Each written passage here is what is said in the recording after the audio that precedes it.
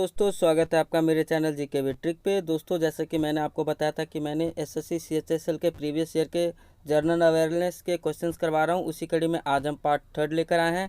इससे पहले मैंने पार्ट 1 ऑलरेडी अपलोड कर चुका हूं तथा पार्ट 1 आज मैं अपलोड करने वाला हूं। तो चलिए आगे बढ़ते हैं। आगे बढ़ने से पहले एक इम्पोर्टेंट अपडेट, अगर अभी तक आपने मेरे चैनल को सब्सक्राइब नहीं किया तो जल्दी चैनल को सब्सक्राइब करके बेल आइकन दबा दीजिए। साथ ही साथ आप हमें इंस्टाग्राम तथा वीडियो को पीडीएफ के लिए आप हमें टेलीग्राम पे फॉलो करना ना भूलें। तो चलिए स्टार्ट करते हैं आज के क्वेश्चंस। दोस्तों आज के क्वेश्चंस या इस वीडियो में मैंने करंट अफेयर को अपडेट किया हुआ है। जो उस समय जो करंट अफेयर आए थे उन क्वेश्चंस को मैंने अपडेट कर दिया है इस समय के करंट अफेयर्स से। तो इस वीडियो में हमारा पहला सवाल है कि भारत के संविधान की किस अनुसूची में विभिन्न संवैधानिक पदाधिकारियों द्वारा ली जाने वाली शपथ का प्रारूप दिया गया है।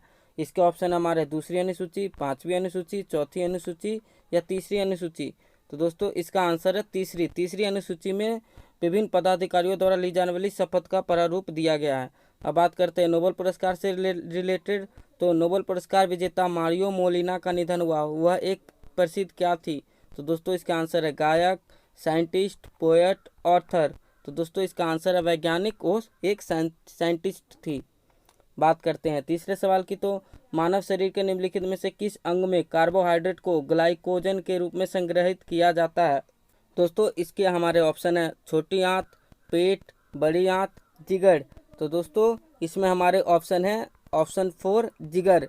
जिगर में कार्बोहाइड्रेट को ग्लाइकोजन के रूप में संग्रहित किया जाता है। अब बात करते हैं अंतरिम बजट से रिलेटेड क्वेश्चन की। तो अंतरिम बजट 2019 में घोषित प्रधानमंत्री किसान सम्मान निधि योजना का उद्देश्य क्या है? इसमें इसके ऑप्शन है हमारे छोटे किसान परिवारों के लिए चिकित्सा बीमा प्रदान करना, छोटे और सीमांत किसानों के लिए जीवन बीमा प्रदान करना, सभी खाद्य फसलों के न्यूनतम समर्थन मूल्य का प्रभावी कार्यान्वयन करना तथा 2 हेक्टेयर तक खेती योग्य भूमि वाले किसान के लिए न्यूनतम आय सुनिश्चित करना।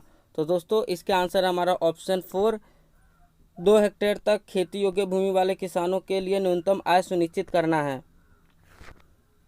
अब बात करते हैं पांचवें सवाल की। तो निम्नलिखित में से किस ईंधन का पेट्रोल के बराबर ऊष्मीय मान क्लोरीफिक वैल्यू है? इसके ऑप्शन है हमारे मीथेन, एलपीजी, केरोसिन, सीएनजी।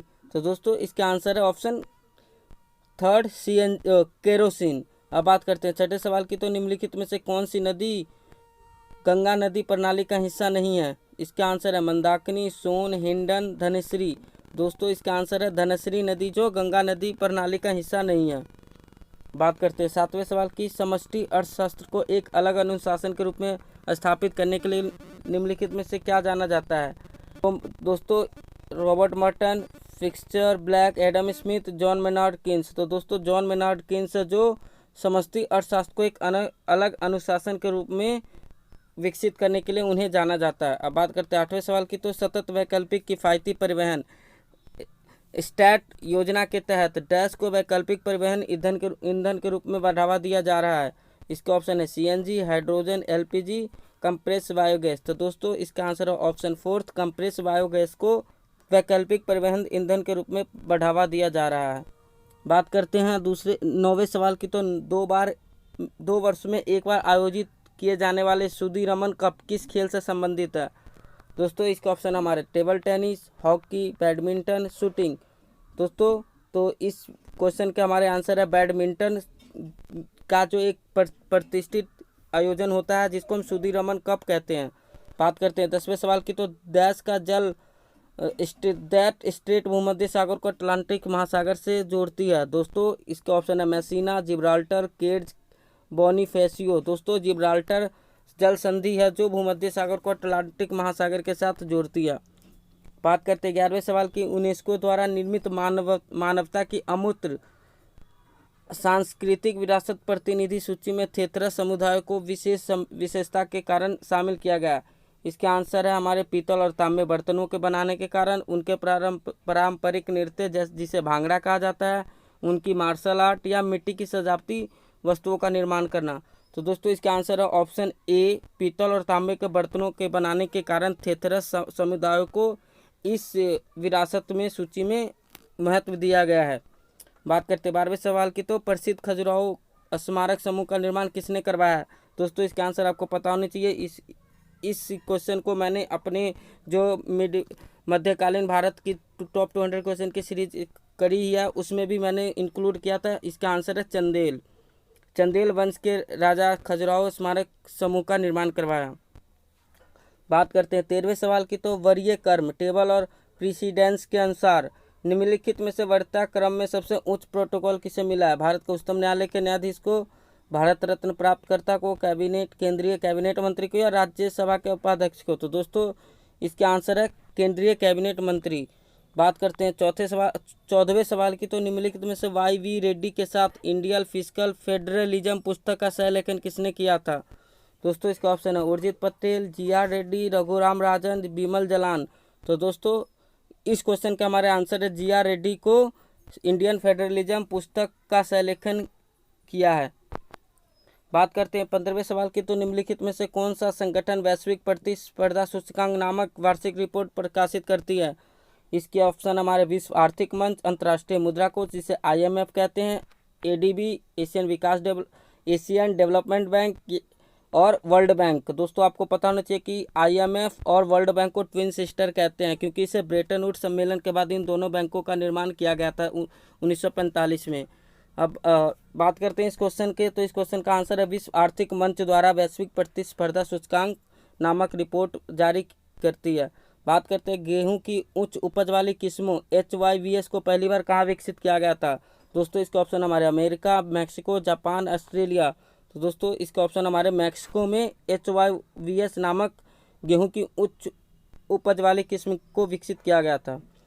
बात करते हैं 17वें सवाल की, तो भारत के निर्वाचन आयोग ने हाल ही में चुनाव के दौरान नागरिकों को आदर्श आचार संहिता और व्यय के उल्लंघन की रिपोर्ट करने में सक्षम बनाने के लिए एक मोबाइल ऐप लॉन्च किया है। उस मोबाइल ऐप का नाम क्या है? दोस्तों इसका आंसर है समाधान, I monitor, I elect, C vigil. तो दोस्तों इसका आंसर है सी विजिल। बात करते हैं 18वें सवाल की, तो association of mutual fund in India का अध्यक्ष किसे नियुक्त किया गया है? इसका ऑप्शन है सौरभ जैन, रवि शुक्ला, विवेक नाथ, नीलेश शाह। दोस्तों नीलेश शाह को AMFI association of mutual fund in India का अध्यक्ष नियुक्त किया गया है। बात करते हैं 19वें सवाल की, तो अंजुम मौदगिल का संबंध निम्नलिखित में से किस खेल से है? ऑप्शन है टेबल टेनिस, तीरंदाजी, शतरंज, शूटिंग। तो शूटिंग। दोस्तों अंजुम मौदगिल शूटिंग खेल खेलती है। बात करते हैं चैनल टनल समुद्र के नीचे निम्नलिखित में से किसे जोड़ने वाली सुरंग का नाम है? दोस्तों फ्रांस और जर्मनी को, स्पेन और मोरक्को को, फ्रांस और इंग्लैंड को, और फ्रांस और स्पेन को। तो दोस्तों आपको पता होगा कि फ्रांस और इंग्लैंड के बीच चैनल टनल नामक एक समुद्र के नीचे सुरंग का निर्माण किया जा रहा है जो इन दोनों देशों को जोड़ेगी। बात करते हैं 21वें सवाल की, इंटरनेट के संदर्भ में निम्नलिखित में से कौन सा प्रोटोकॉल नहीं है? इसके ऑप्शन हमारे PPT, टेलनेट, UDP, TCP। तो दोस्तों इसका आंसर है PPT। बात करते हैं 22वें सवाल की, कंप्यूटर और संचार प्रौद्योगिकी के संदर्भ में 1 मेगाबाइट किसके बराबर है? इसका ऑप्शन है 1024 बाइट्स के बराबर, 512 किलोबाइट के बराबर, 1024 किलोबाइट के बराबर, या 512 बाइट्स के बराबर। तो दोस्तों इसका आंसर है 1024 किलोबाइट के बराबर। 1 MB बराबर में 1024 KB होती है। अब बात करते हैं 23वें सवाल की, तो निम्नलिखित में से कौन सा विकल्प हृदय का वाल्व नहीं है?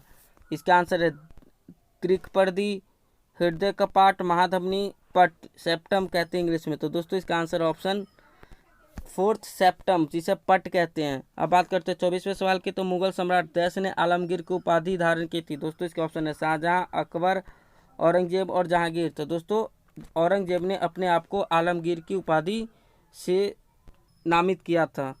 बात करते हैं 25वें सवाल की, तो निम्नलिखित नेताओं में से कौन हिंदुस्तान सोशलिस्ट रिपब्लिकन आर्मी का संस्थापक सदस्य नहीं है? इसके ऑप्शन है भगत सिंह, अजय घोष, बदरुद्दीन तैयबजी, जतिन दास। तो दोस्तों Badruddin Tyabji Hindustan socialist Republic army का संस्थापक सदस्य नहीं था।